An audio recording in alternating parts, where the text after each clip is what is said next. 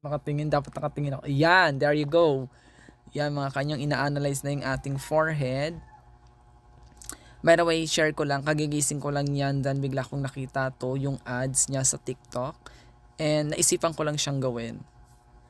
Ayan, ang tagal niya, ang tagal, ang tagal. O, ayan mga kaanyong. Yan yung acne ko daw, your skin's main challenge.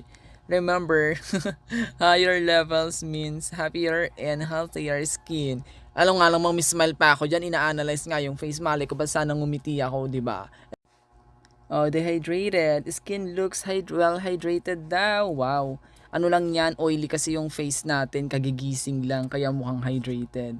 So, spots. Oh, di ba? Looks bright and spotless daw, sabi ni Pans.